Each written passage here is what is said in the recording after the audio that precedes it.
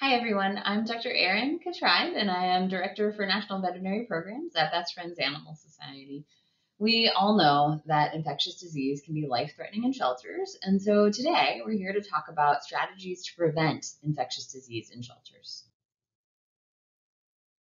In a previous video, we talked about how diseases are transmitted, and so check that out if you haven't seen it yet. Now, when I think about disease prevention in animal shelters, I like to separate these strategies into these three categories or these three buckets. The first one is going to be preventing physical transmission. And so this essentially means preventing the physical spread of disease from one animal to the next. I also think about the strategy of enhancing the immune system to better fight off infections. So this means in the event that an animal does get exposed to infectious disease, their immune system is strong and can fight off that infection. Lastly, we have reducing the number of potential exposure points. And so when I think about this, I think about the advice that we got in the early stages of the pandemic.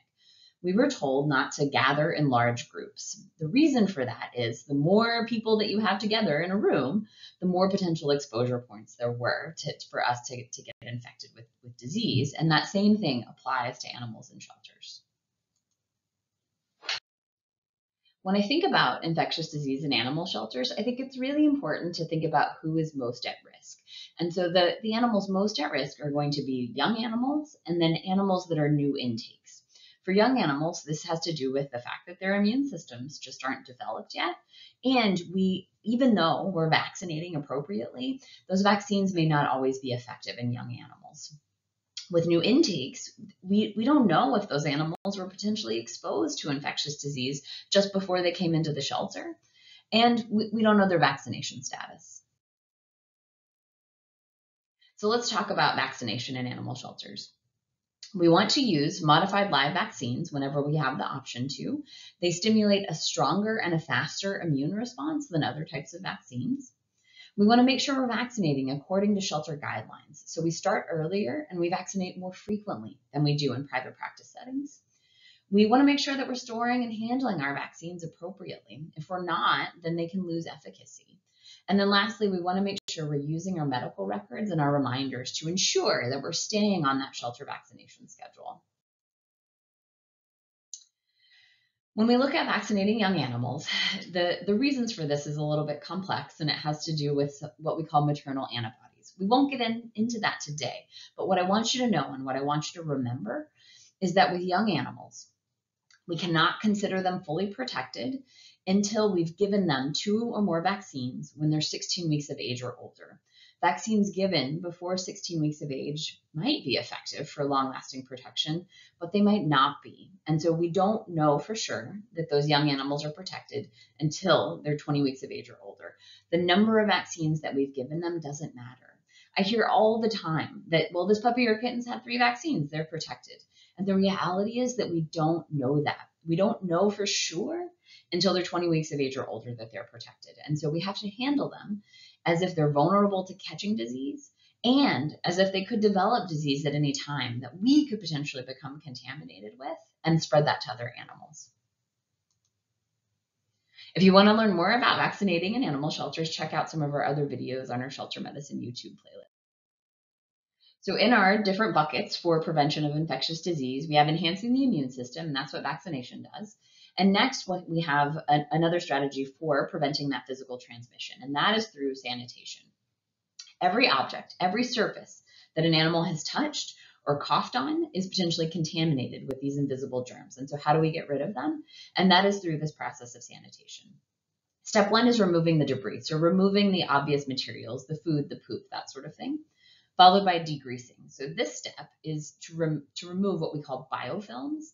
Some of these pathogens that we worry about, they can live in puddles, even in the presence of some disinfectants, because of these, what we call biofilms. You can think of it as like a slimy protective barrier.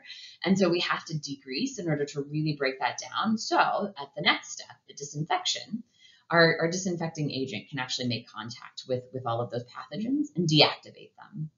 We have to use our disinfectants at the right dilution and for the right contact time.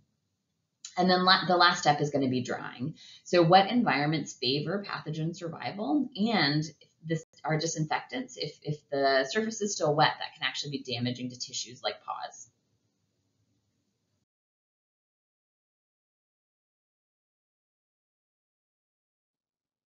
Another way that we prevent physical transmission is through the use of physical barriers. So this is things like personal protective equipment. So gloves, we worry not just that our hands are contaminated, but if we're holding animals close to our bodies, then our bodies can be contaminated. And so we can use things like a gown or a towel or a blanket in order to protect ourselves. And so you can see a couple different options for body PPE in the pictures here. We want to make sure that we are not contaminating ourselves, and we also want to make sure that we're changing personal protective equipment between animals. So the germs can get on the outside of the gloves too. And so if we're not changing gloves or changing that PPE in between animals, then that can act as a fomite, transmitting disease from one animal to the next. A couple of comments. So what about foot baths? What about hand sanitizer in animal shelters? And foot baths are not effective, and they can actually even be a source of transmission. This is because for disinfectants to work, they have to stand for that appropriate amount of contact time. And unless you're going to stand in that foot bath for 5 or 10 minutes, I know I don't have time for that, then it's not going to be effective. Hand sanitizer is not reliably effective against some of the pathogens that we care about in shelters. And so for staff whose hands are really contaminated at a high level potentially because we're handling so many animals in such close contact, hand sanitizer is not adequate for staff. It may have a place for adopters, right, who are not as heavily contaminated as we are, but for staff, it needs to be full hand washing, or my preference is just wear gloves.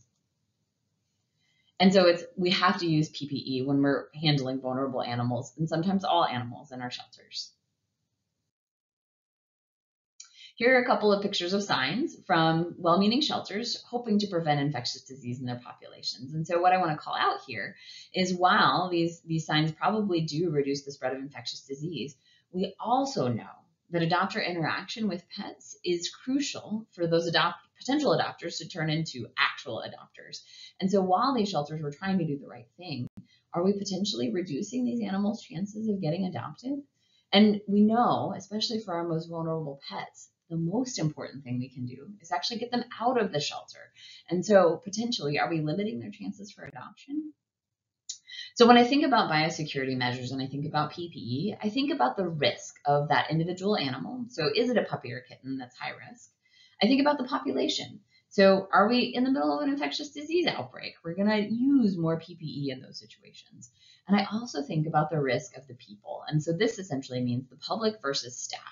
So while hand sanitizer is not appropriate for staff that are touching a lot of animals and potentially those with infectious disease, for the public who's only handling healthy animals in a relatively small number, maybe that compliance with a lesser measure is better than non-compliance with a stronger one. So, policing the doctors to potentially wash their hands after every animal, maybe not something that we can handle in the shelter, but we potentially can ask them to use hand sanitizer. And so, for example, parvo isolation, like you can see in this picture, we need gowns, we need gloves, we need booties, and it's only going to be staff that are going in there with a lot of PPE because it's a known infectious disease. Whereas maybe putting up signage to ask the public to use hand sanitizer in between pets is something that we can do, and we'll get compliance with that. Okay, our next bucket is about reducing exposure points. And so one of the methods for this is when we think about animal flow and we think about population management, it's about reducing overcrowding and density. And so in this example, we have this orange dog in the center. Say this dog was infected with kennel cough.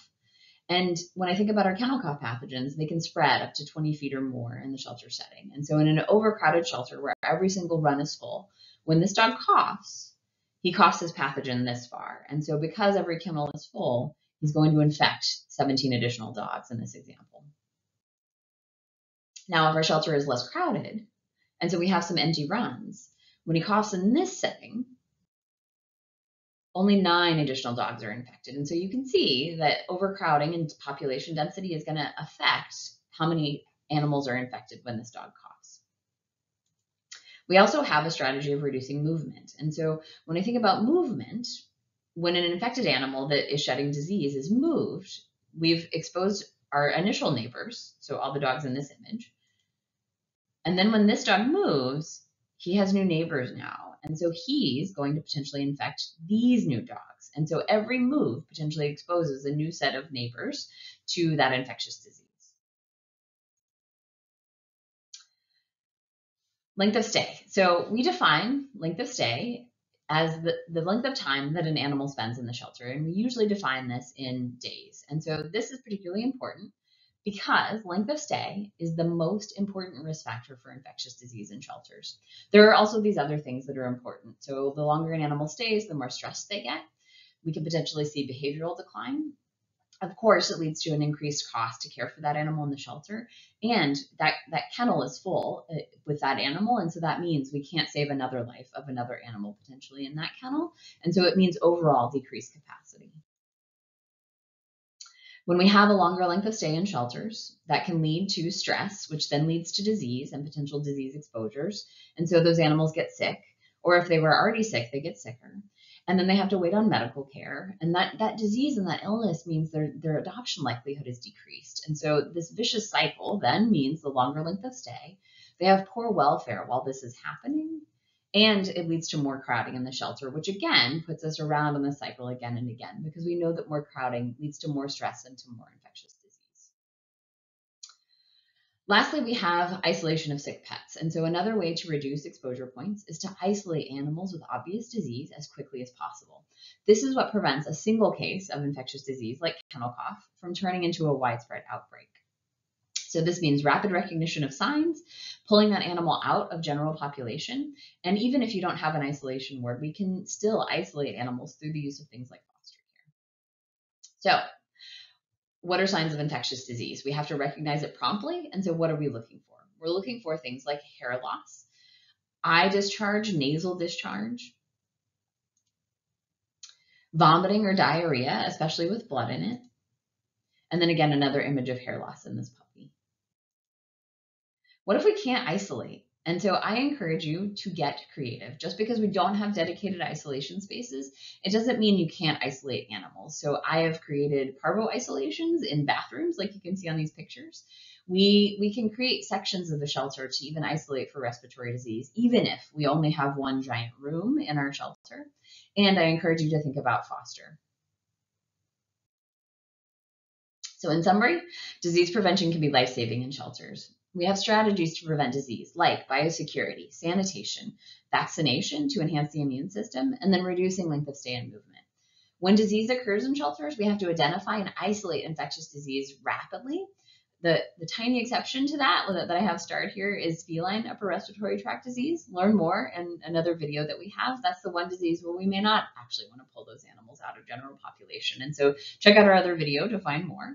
And if you're having an outbreak or you're having disease concerns, reach out for help. The Best Friends National Shelter Medicine Program. And if you want sample disease protocols to get you started with managing infectious disease in your shelters, access those here. And if you need help, if you have questions, the Best Friends National Shelter Medicine team is here to help. Maybe you're seeing a lot of disease in your shelter, or you even have an outbreak. Maybe you just need help with a protocol. We have free support for you, so reach out to us at this email address.